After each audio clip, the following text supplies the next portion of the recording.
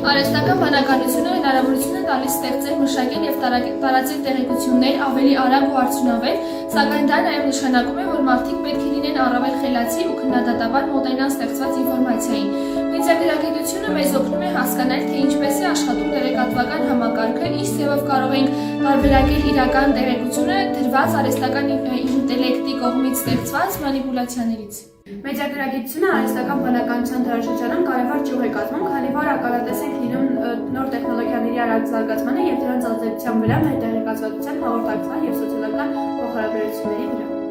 Արհեստական բանականության տեխնոլոգիաները, ինչպես նաև ինքնուրույն ստեղծվող ալգորիթմները կարող են օգտագործվել բովանդակություն ստեղծելու համար, պահանջում են նոր գիտելիքներ և հմտություններ, որպեսզի մարդը ճիշտ օգտագործի այդ տեխնոլոգիաները։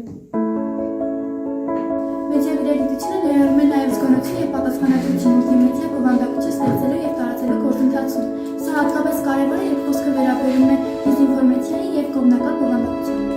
Արհեստական բանականությունների զարգացումների սոցիալական ցանցերի տարածվող տեղեկությունները կարող են արագորեն տարածվել։ Այս շարժումը կարող է նվազել լավատեղեկատվություն և խաբերություն։ Մեդիագրագիտությունը շատ կարևոր է օգտատերերին օգնելու համար ճանաչել այդ երևույթները և ճիշտ արձագանքել դրանց։